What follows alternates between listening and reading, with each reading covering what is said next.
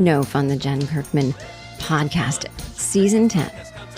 This is episode 11. I'm your host, Jen Kirkman. How you guys doing?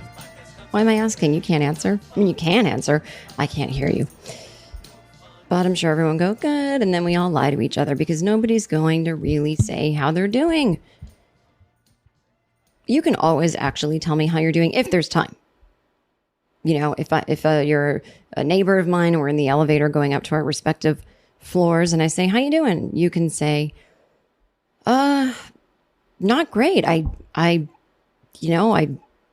thought my life would be further along in certain areas by now. And I just got a dog and it's overwhelming and I don't want to return it because I don't want to be one of those people. But I'm having a really hard time training him and just basically the joy has been sucked out of my life. You could say that to me in an elevator. And then I'd be like, ding, all right, have a good weekend. I'd much rather hear how you're really doing than if you were to tell me, good. Because then partially, one part of me goes, I know you're lying and I'm going to lie and say good. And what was the point of even that interaction? I guess the point of that interaction is we're both humans on this earth. Let's acknowledge each other and just have a nice vibe for 3 seconds. But why couldn't we just say that? Hi, I'm a human on earth. Just recognizing that you're a human on earth. And then they say hi. And then that's it. I would really much rather that than how are you? Because that's all we're really saying. Because we really aren't asking how people are.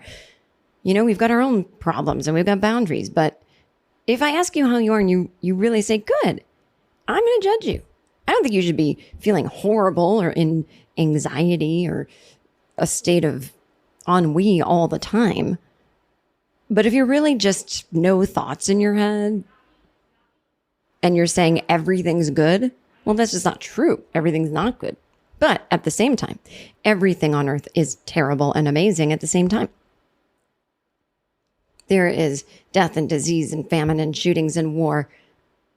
And there's still flowers blooming and love in the air, whether it's platonic love or romantic love or whatever. You still are allowed within your own mind and body and soul to feel contentment and peace, no matter what's going on. And I would suggest that you do, or else you're going to not be able to function. And how is that going to help anyone?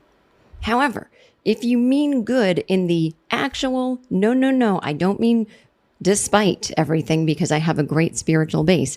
I mean good.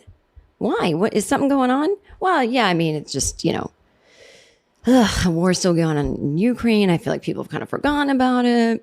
But, Putin may be dying. And if he is, I mean, what's really to stop him from just nuking the world? I mean, do you think a guy like that is just going to die in peace? I don't think so. I think when he goes, he wants everyone to go. That's just what I think. So everyone that's excited thinking, ooh, I've heard reports that he might have blood cancer. Ooh, what's that picture of him where his face looks puffy? That means he's on antibiotics or chemotherapy or steroids. What are you getting excited for? His death day could be our death day. He could have a button in his hospital bed, one button to pump more morphine. Who knows if the other button isn't to launch a nuke? And you think the guy that takes over for Putin is going to be any different? It's not. There's not a world here where Putin exists and there's nobody else like him and everybody hates him. These billionaire oligarchs, they love him. The next president will be just like him, if not worse. So what I don't even remember. My brain just literally stopped. I know I was making jokes about the truth of saying, are you good? Are you not good? But I don't remember the very beginning of this Putin run. All right. Well, then that means it's time to stop. That means my subconscious is saying, we're done with this bit. I got to admit, in the free portion of the show, which is this, the first 20 minutes of the show, always go out to the public. And then if you want to get the full hour, you can join my Patreon, which is $3 a month. And that gets you a brand new episode of No Fun, the Jen Kirkman podcast without ads every other week. So, and you get bonuses that I throw onto the Patreon as well, whether it's a video of me and my family, something from my personal life, me walking around New York, me just weighing in on something that's really, happening in pop culture, and I just want to weigh in really quick, you might get bonus audios, bonus videos. It's totally worth the $3 a month. And you have access to every podcast I've done in the past 2 years. So just saying, link is in the show notes below, or go to patreon.com/Jen Kirkman and you can join. But I'm honestly afraid to give my opinion of the most recent mass shooting, which honestly I'm afraid by the time this airs, because I'm taping this a week in advance, that it won't be the most recent. But I'm talking about the one in Texas. And I think I'm going to pronounce the name of the town wrong. Uvalde. And the reason I'm afraid, and again, I try not to be afraid. I try to be someone who speaks their mind, who can stand firm in their convictions. I try not to be two-faced or hypocritical. And so in matters about, certain rights, right? If we're talking about women's rights or human rights or whatever, racism, homophobia, I'm not afraid to say anything about anything. But the guns thing, I think people search the word, they'll somehow find this. And I'm afraid they're going to come after me and shoot me. I'm 100% afraid of people with guns. I feel blessed that I gave up doing the road 2 years ago and that I found a way to supplement that part of my income. That was always a third of my income. I have supplemented it with both of my podcasts, this one and Anxiety Bites. And hopefully I'll be able to keep doing that. My name is Paul Gilmartin, and I am the host of the Mental Illness Happy Hour podcast, where we have raw conversations about the stuff that's difficult to talk about out loud. It's made best of lists and been praised by the New York Times, Esquire, Psychology Today. And I have on regular people, therapists, and famous people like Mark Maron, Tiffany Haddish, Catherine Hahn, and Rob Delaney. Check it out, the Mental Illness Happy Hour. Because I would not want to be on the road right now. I just think, I'm not even saying they're coming for comedians inside of comedy clubs, although I used to always wonder, what if someone brought their gun and they just feel like shooting something? But, there could be shooting at the airport or at the rental car place or just walking around the mall when you're bored on your, afternoon off in Dallas or wherever. Oddly, my biggest fan base is in Texas. Not joking. I taped my first comedy special for Netflix in Austin in 2013 or 2014, based on the fact that every time I had played Austin, my shows would sell out. My second biggest fan base, or even possibly bigger than Austin, is in Dallas. I never could explain that one, really. It's not even all kinds of people.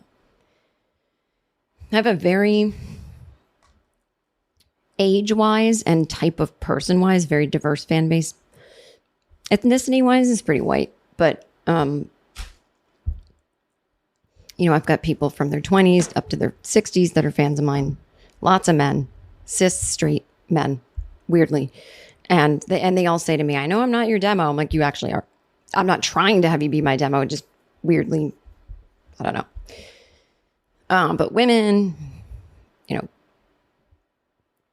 people of all genders and gay people, whatever. I have a mix of everybody, but yeah, oddly, Dallas is a big one for me. And, I would do like 5 shows at a small club there and sell it every show and be able to come back every year. And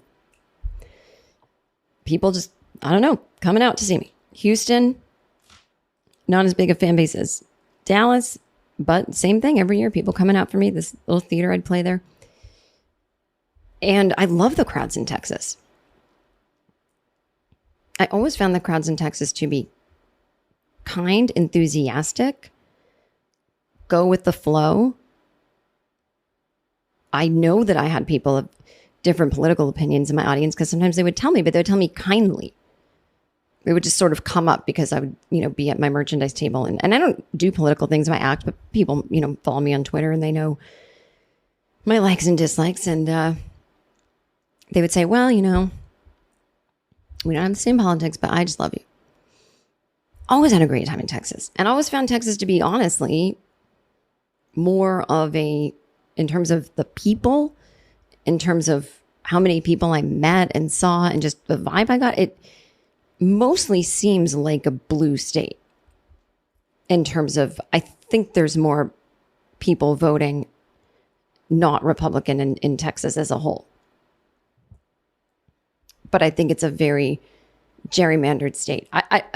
This part's boring. I'm not going to get into this. But my point is that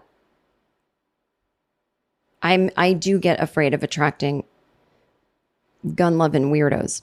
Not gun lovers, but gun-loving weirdos.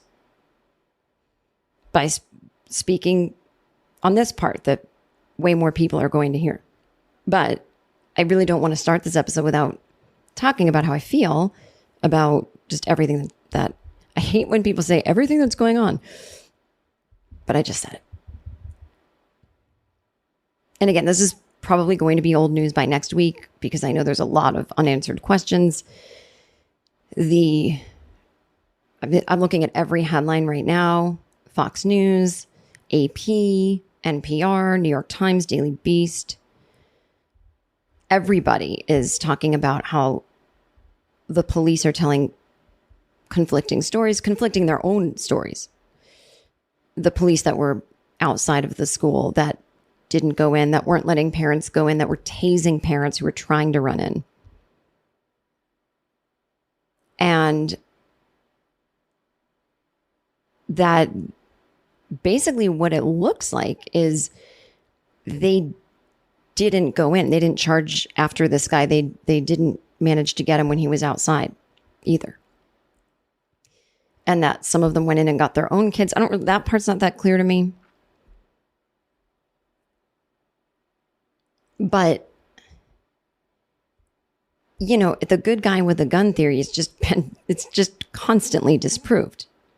I mean, I don't have to have it disproved for me to know that it was bullshit the whole time. But,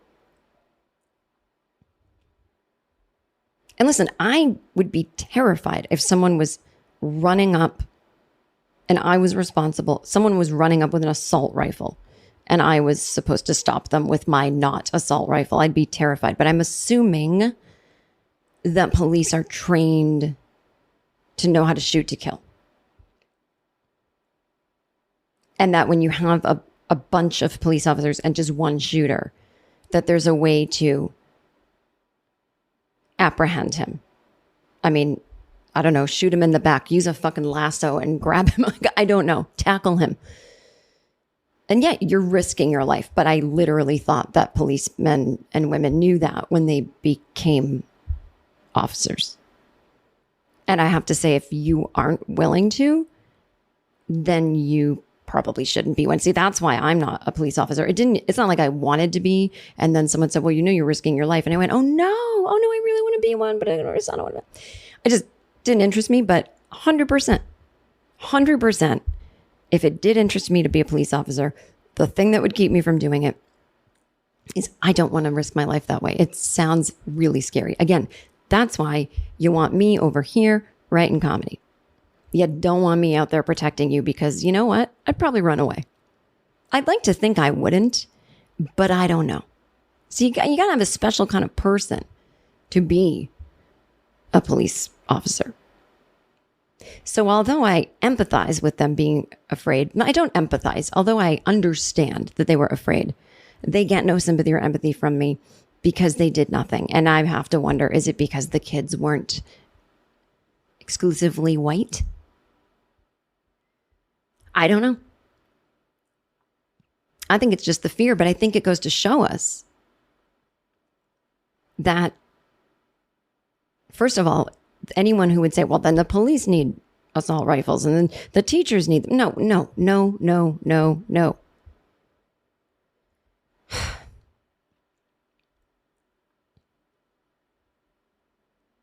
It's like the same people that thought, well, then you know what we should do? We should not try to contain COVID. Everyone should just get it and we'll build herd immunity. No, you freaks.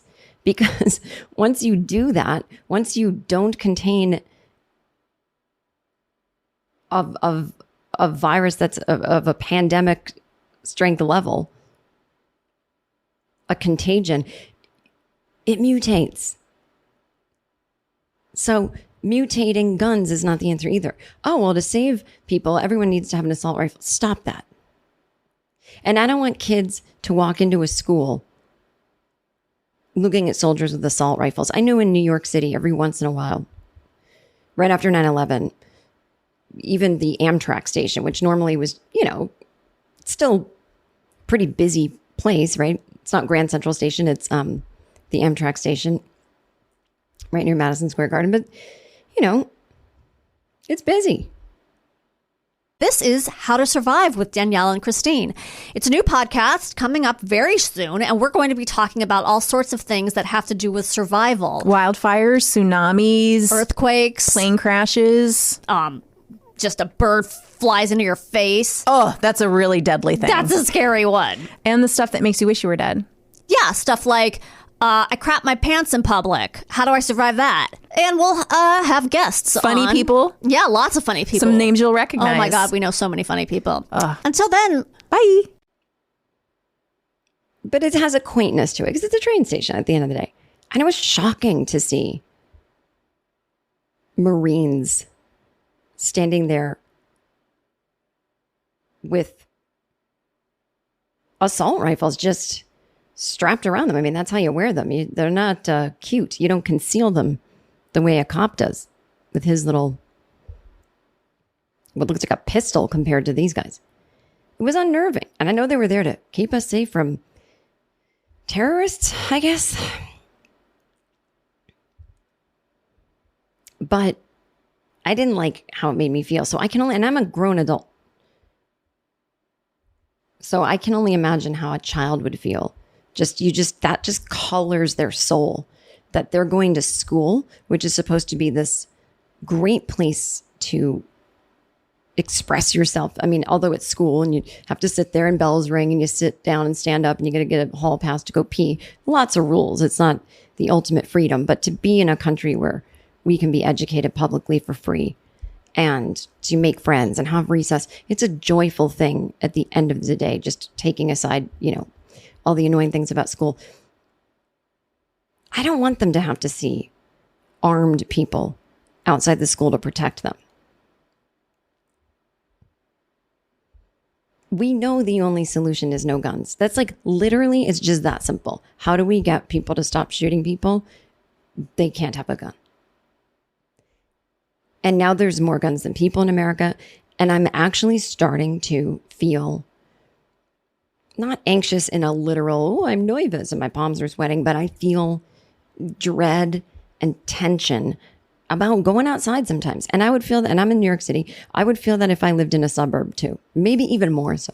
I just don't, everyone's got a fucking gun. And that's why I'm glad I'm not on the road, because that's sometimes how I felt on the road, especially in places where there was open carry. I was grateful I never saw anyone doing it, but I would always worry I was about to. I just didn't even want to see it.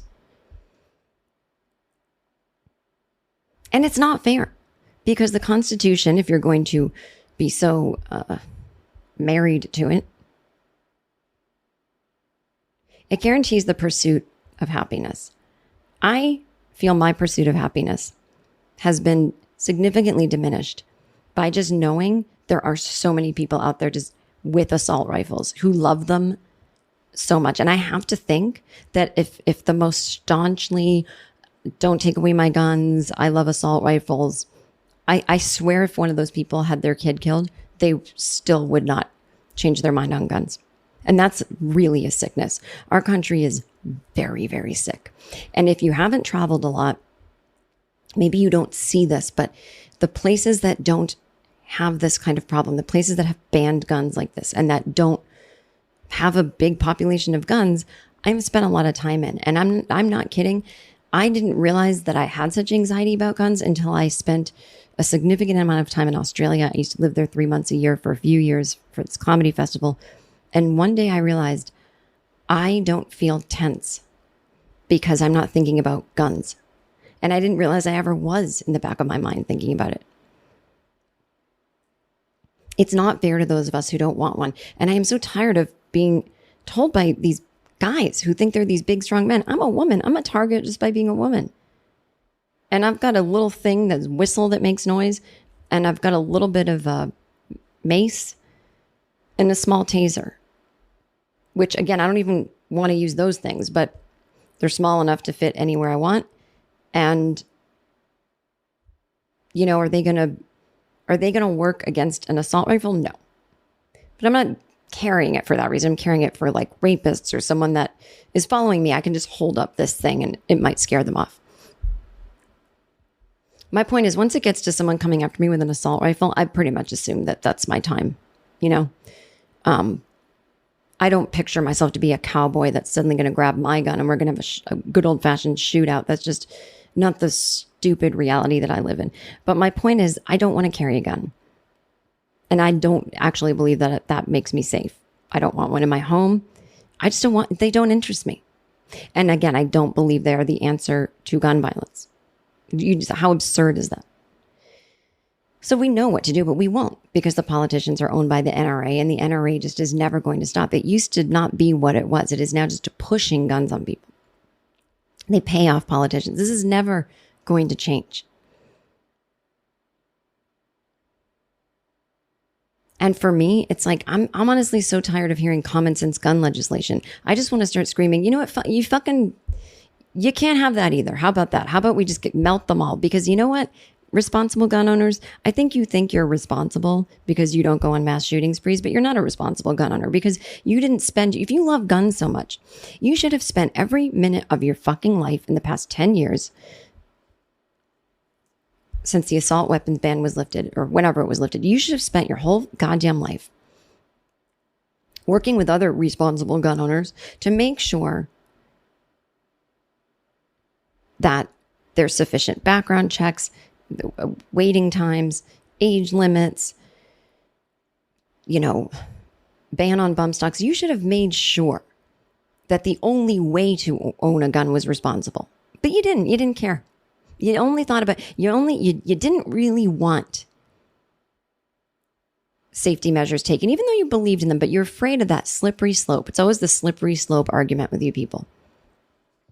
So you just turned a blind eye to it and just kept talking about this notion of a responsible gun owner. Well, a responsible gun owner is not just one who owns a gun and only uses it for shooting a turkey or, and not going on a spree or just having it in case a burglar breaks in.